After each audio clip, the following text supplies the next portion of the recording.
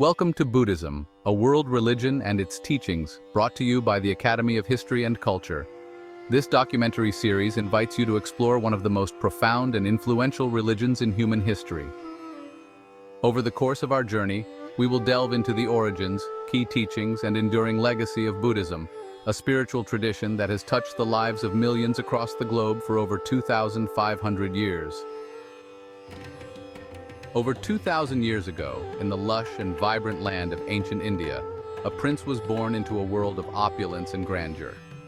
His name was Siddhartha Gautama, who would later be known as the Buddha, meaning the Awakened One, a title that signifies enlightenment and profound wisdom. Siddhartha Gautama said, "My father was King Suddhodana, the esteemed ruler of the Shakya clan, a man of great power and influence. My mother was Queen Maya Devi, a woman of grace and virtue." Queen Maya said, "Before Siddhartha's birth, I had a dream, a vision that was both mystical and profound. A white elephant with 6 tusks appeared and gently touched my side with its trunk, a symbol of purity and greatness." Siddhartha was born in Lumbini, a serene and sacred place that is now part of modern-day Nepal. Scholars agree it was around the 6th century BC, a time of great philosophical and spiritual awakening. The young prince lived in unparalleled luxury, surrounded by the finest things, yet shielded from the harsher realities of life outside the palace walls. Yet, even as a child, Siddhartha showed signs of deep compassion and a contemplative nature, often meditating and showing kindness to all living beings. His journey was just beginning, a path that would lead him to profound insights and ultimately to enlightenment. King Suddhodana ensured Siddhartha lived a life of ease, surrounded by luxury, with every comfort imaginable at his disposal. He received the finest education, learning about philosophy, arts, and the sciences from the most esteemed teachers. King Suddhodana said, "I believed that by shielding Siddhartha from the harsh realities of life, he would remain content within the palace walls, never yearning for anything beyond." However, Siddhartha possessed a curious mind, always eager to explore and understand the world around him. On chariot rides outside the palace grounds, he witnessed glimpses of the outside world, which sparked a deep sense of intrigue within him. Siddhartha saw people working in the fields, struggling under the hot sun, their faces etched with determination and fatigue. He saw the elderly, their bodies stooped with age, moving slowly and with great effort. He also saw the sick, their faces etched with pain and suffering, struggling to find relief. These encounters with the stark realities of human existence left an indelible mark on the young prince, stirring something deep within him. Though he lived in a bubble of privilege, Siddhartha could no longer ignore the suffering that existed beyond the palace walls. He began to question the nature of life and the true meaning of happiness, setting him on a path that would change the course of his destiny forever. At 29, Siddhartha ventured outside the palace walls once more. He witnessed 4 specific sights that would change his life forever. Siddhartha Gautama said, "First, I saw an old man, his body ravaged by time. Next, a sick person, racked with pain and disease. The third sight was a dead body being carried to its final resting place. Finally, Siddhartha encountered an ascetic, a holy man who had renounced worldly possessions to seek spiritual truth. Siddhartha Gautama said, "The 4 sights deeply troubled me. They revealed to me the impermanence of life and awakened within me a burning desire to find a way to overcome the suffering inherent in human existence." The 4 sights were a turning point for Siddhartha. Determined to find a way to break free from the cycle of birth, aging, sickness, and death, he decided to renounce his privileged life. Siddhartha Gautama said, "I left the palace, my wife, and my newborn son, Rahula. I embarked on a spiritual quest, seeking guidance from various teachers and gurus." Siddhartha immersed himself in the practice of asceticism, subjecting himself to intense meditation, fasting, and physical hardship.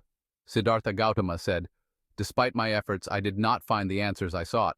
I realized that extreme asceticism was just another form of attachment, holding me back from true enlightenment."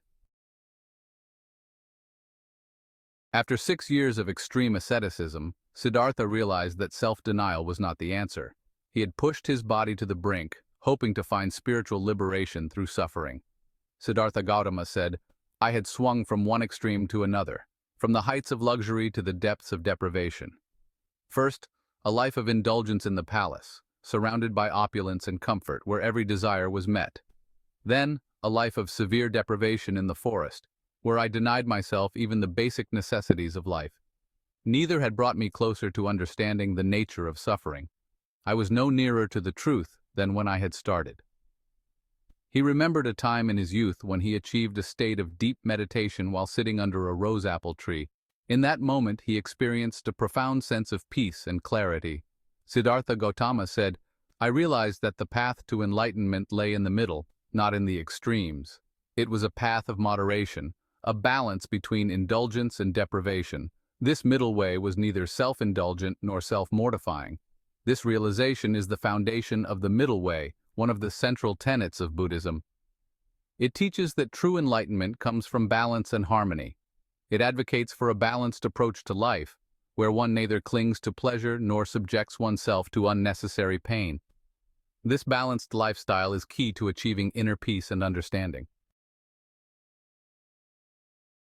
With renewed vigor and a clear mind, Siddhartha sat beneath a fig tree, later known as the Bodhi tree, vowing to meditate until he reached enlightenment. Mara, the demon of illusion, tempted me with fear, doubt, and desire, but I remained steadfast. After 49 days of intense meditation, Siddhartha achieved enlightenment.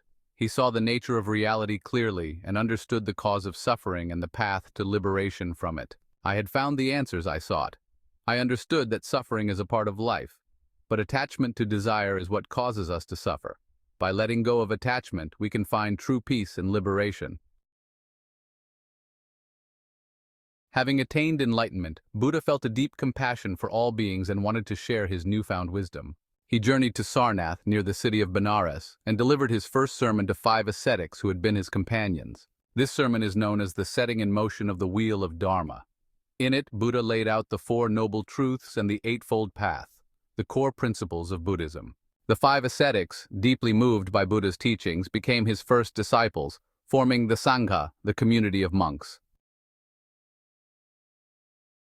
The Jataka Tales are an integral part of Buddhist literature, believed to be about the previous lives of the Buddha. Each story teaches a valuable lesson about morality, compassion, and wisdom. One well-known Jataka tale is the story of the selfless hare, who willingly offers himself as food to a starving man. These stories offer profound insights into the human condition, teaching us about the importance of kindness, generosity, and selflessness.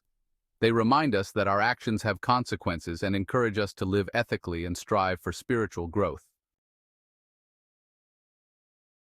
At the age of 80, Buddha's earthly journey came to an end in Kushinagar, India. This event is known as the Parinirvana, signifying complete liberation from the cycle of birth and death.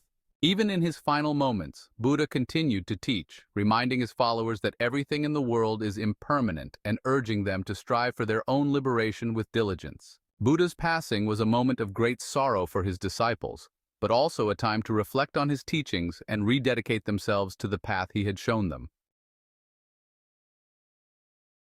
Buddha's teachings have resonated with people for over 2,500 years. His message is timeless and as relevant today as it was centuries ago. Buddhism offers a path to inner peace and provides a framework for living a meaningful and ethical life.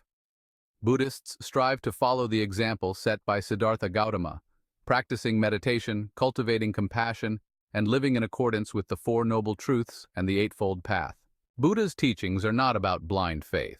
They encourage critical thinking and self-reflection, teaching that the path to enlightenment is an individual journey. By following his example, we can all strive to live more meaningful and fulfilling lives and contribute to creating a more compassionate and just world. If this episode captured your interest and inspired you to delve deeper into the world of Buddhism, we invite you to subscribe to the Academy of History and Culture. By subscribing, you can begin your studies in religion by following the series Buddhism, a World Religion and its Teachings. You will not only learn about Buddhism, but also about the diverse cultures, philosophies, and histories that have shaped our world. Whether you're a curious beginner, a student, or a teacher, the Academy offers resources that will enrich your understanding and help you become a lifelong learner of human civilization. Join us on this journey of discovery, where every episode brings you closer to the rich tapestry of our shared human heritage.